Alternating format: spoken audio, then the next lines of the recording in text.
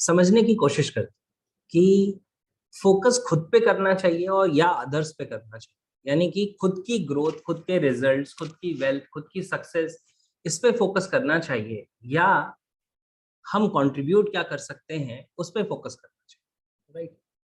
क्योंकि जिस पे हमारा फोकस होगा वो चीज़ ग्रो होगी। क्योंकि फोकस कैसा है? फोकस डिटरमाइनिंग फैक्टर है। जैसे लेंस है ना, आप जहाँ पे उसको फोकस कर देंगे वो पूरी एनर्जी को कंसंट्रेट करके वहाँ डाल दें। तो जैसा मैं अपने सेशंस में एस्टैब्लिश योर अथॉरिटी में या रीडिजाइन योर लाइफ में या ऐसे भी सेशंस में मैं कहता हूँ कि आपका जो फोकस होना चाहिए, it should be on your growth and contribution. यानी कि आप खुद ग्रो करें और आप ज़्यादा से ज़्यादा कंट्रीब्यूट करें लोगों की ज़िंदगी में।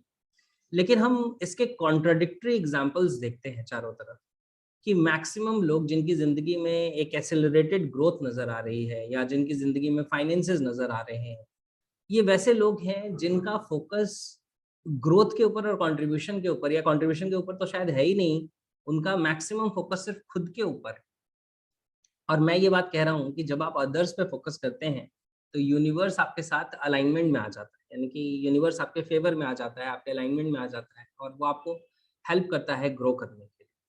और जब हम सिर्फ़ खुद पे फ़ोकस करते हैं, तो काफ़ी सारा स्ट्रगल आ जाता है। वो हो सकता है कि अ, वो सेम रिज़ल्ट्स क्रिएट करने में आपको टाइम ज़्यादा लगे। तो क्यों ऐसा, ये कॉन्ट्रडिक्शन क्या है? क्यों है ऐसा, क्या है? सबसे पहले इसके लिए एक हमें बहुत गहरी बात समझनी है कि जिसे हम सक्सेस और रिज़ल्ट कह रहे हैं, मतलब लोग सक्सेस और रिज़ल्ट कह रहे हैं और मैं जिसे सक्सेस और रिज़ल्ट कह रहा हूँ, वो सेम है या डिफरेंट? सबसे पहले ये बात समझनी है।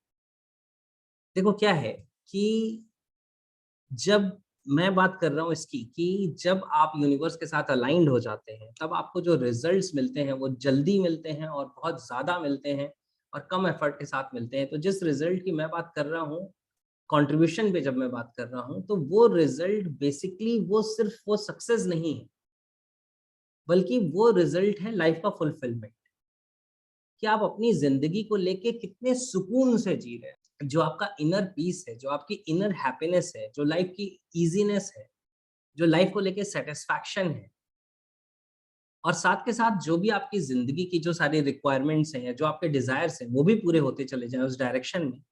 लेकिन जो मेन इम्पोर्टेंट चीज़ है, जिसके ऊपर मैं फ़ोकस करने की बात कर रहा हूँ, वो ये है। क्योंकि जैसे ही हम क्या करते हैं, हम अपना फ़ोकस रखते हैं कंट्रीब्यूशन के ऊपर, तो होता क्या है कि कंट्रीब्यूशन पे फ़ोकस करने की वजह से क्या होता है, इस गेम को समझते हैं, इस यूनिवर्सल गेम को समझने की कोशिश करते हैं। बहुत सारे ऐसे लोग हैं दुनिया में जिन्हें किसी पर्टिकुलर हेल्प की ज़रूरत है। वो प्रोडक्ट हो सकता है, वो सर्विस हो सकती है, वो कोई गाइडेंस हो सकता है।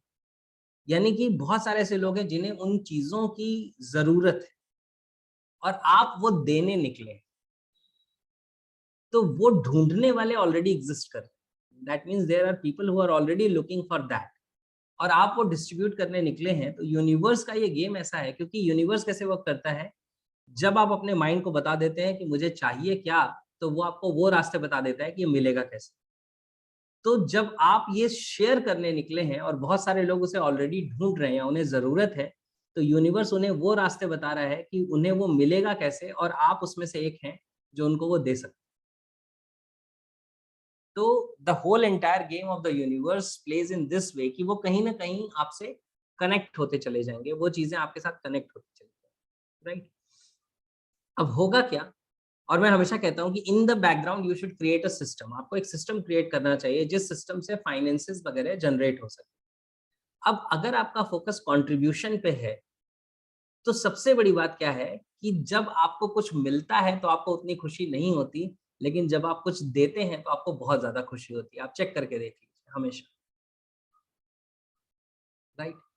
बहुत सारे लोग बहुत सारी वेल्थ कमाने के बाद अपनी वेल्थ को देना शुरू कर देते हैं, क्योंकि उतनी वेल्थ पाने के बावजूद भी उन्होंने वो नहीं पाया जो उनकी लाइफ में फुलफिलमेंट की फीलिंग देती है। तो अब उस फीलिंग को पाने के लिए वो सोचते हैं उस वेल्थ से मैं लोगों की ज़िंदगी में कुछ वैल्यू ऐड कर दूँ, कुछ कंट्रीब्यूट कर दूँ, ताकि वो फुलफिलमेंट की फीलिंग, वो हैप्पीनेस की फीलिंग हमारे पास अंदर से आ जाए, जिसकी बहुत सक्सेस क्रिएट करने के बावजूद, बहुत फेम क्रिएट करने के बावजूद, लोगों की नज़रों में सेलिब्रिटी बजने के बावजूद, वो कमी इंटरनली रह गई। तो जब आप इस पाथ पे वर्क करते हैं, तो यूनिवर्स आपके फेवर में और अलाइनमेंट में क्यों काम करता है? क्योंकि बहुत सारे लोगों को वो चाहिए। उसकी जरूरत है और आप वो देने को तैयार हैं, आपका इंटेंशन है लोगों को देना, तो आपके लिए वो लोगों तक पहुंचना आसान हो जाता है। आपके लिए अपनी चीजों को स्प्रेड करना आसान हो जाता है, क्योंकि अब आप लोगों को सर्व कर, गेटिंग दिस क्लैरिटी।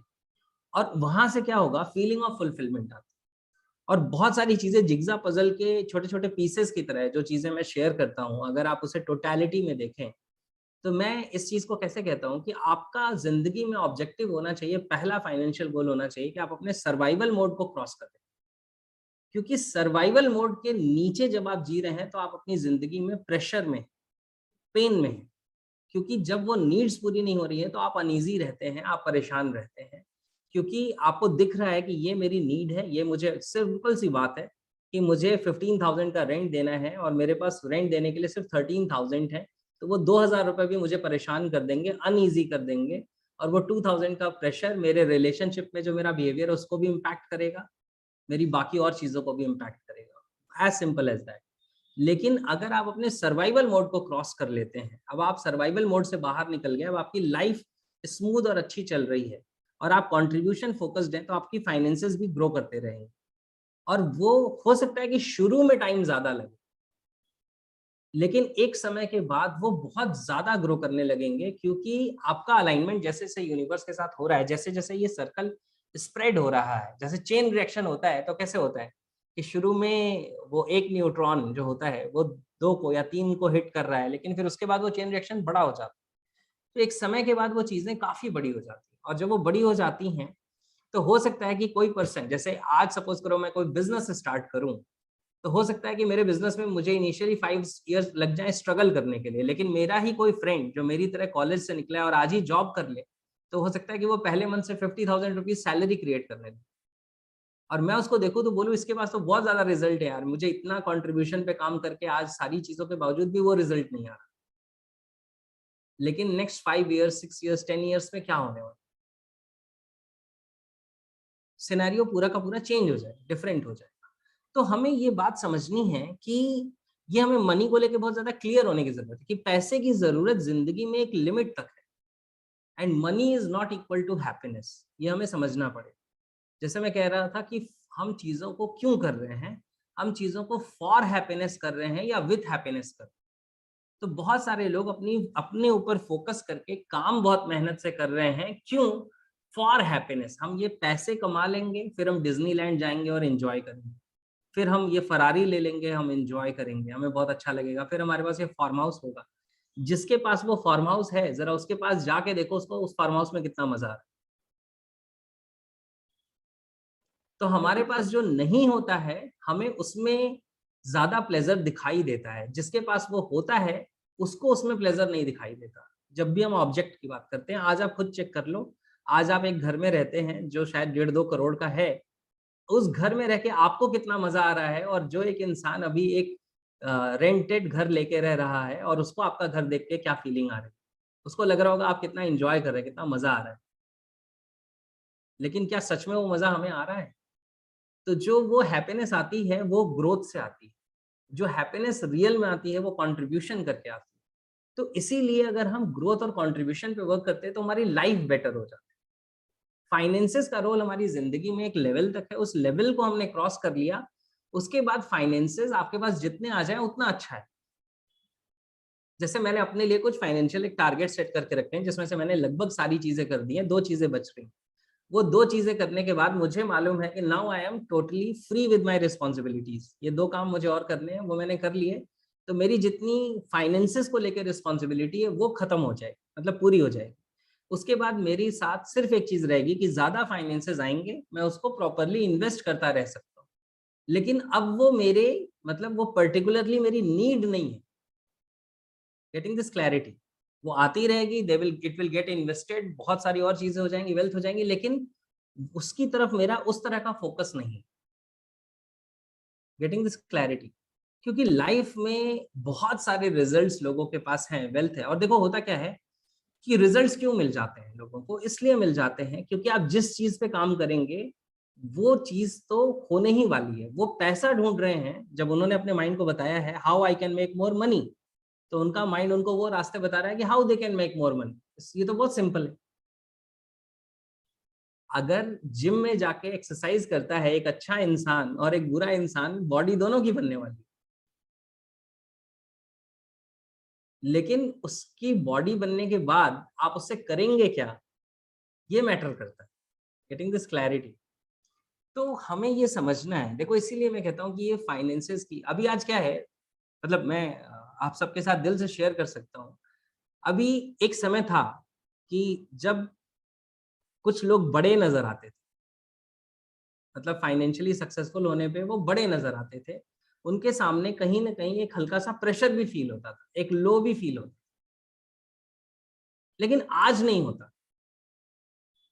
इसलिए नहीं कि मेरा फाइनेंशियल लेवल उनके जैसा हो गया या मैं उनको क्रॉस कर गया। इसलिए क्योंकि वो फाइनेंसेस की समझ आ गई कि उसकी ज़िंदगी में जो ज़रूरत है, जो रोल है, वो एक लिमिट तक, और उसके बाद जिस चीज़ की ज़रूरत है वो है लाइफ़ में फुलफिलमेंट की feeling. Getting this clarity. Yes sir. तो व्हाट इज़ मोर इम्पोर्टेंट, ये हमें अपनी समझ से डेवलप करना पड़ेगा और उसके ऊपर काम करना पड़ेगा। जब हम उस समझ के साथ काम करेंगे, उस पे काम करेंगे, तो वो चीज़ें ग्रो होंगी। तो हो सकता है कि फाइनेंसेस के लिए आप सिस्टम बनाएँ, वो सिस्टम आपको रिजल्ट देना शुरू करे, हो सकता है किसी के कंपैरिजन में कम भी दे। हो सकता है कोई और है जो, देखो आप कंट्रीब्यूशन पे फोकस्ड है तो आपको कंट्रीब्यूट करने के रास्ते मिले। कोई मनी पे फोकस्ड है तो उसको मनी कमाने के रास्ते मिले। लेकिन हमें ये देखना पड़ेगा हमें अपना फोकस कहाँ रखना है। इसीलिए मैं कहता हूँ कि पहला फाइनेंशियल गोल है सर्वाइवल मोड से बाहर आना, वहाँ तक हमारा फोकस इस चीज़ पे ज़रूर होना चाहिए कि जल्दी से जल्दी हम अपने सर्वाइवल मोड को क्रॉस कर लें। सेकंड फाइनेंशियल गोल होना चाहिए कि how to make that income passive, कि वो पैसिव कैसे बन जाए, बिना मेरे एक्टिव एफर्ट के कैसे आए। यहाँ तक की चीज़ें ठीक है, लेकिन इसके बाद का जो लेवल है, अब इसके बाद हम ज़िंदगी में चले जाएँ कंट्रीब्यूशन मोड। तो ज़िंदगी में हमारे वो हैप्पीनेस, वो फुलफिलमेंट, वो एन्जॉयमेंट, वो लाइफ़ को लेके ईज़ीनेस, रिलैक्सेशन, वो सारी चीज़ें आ जाएँगी। फिर आप चीज़ें फॉर हैप्पीनेस नहीं करेंगे, विथ हैप्पीनेस करेंगे। और फिर आपके हर काम में एक फ्रेग्रेंस आ जाएगी। आपके लाइफ़ के जीने में एक फ्रेग्रेंस आ जाएगी, जो आपके आस-पास में जो भी आपके सर्कल में आएगा, उसको कहीं न कहीं इन्फ्लुएंस करेगी, उसको कहीं न कहीं अफ़ेक्ट करेगी। Getting this clarity. So this is what is my point of view, और आई होप कि इससे कुछ क्लियर हुआ हो, इससे कुछ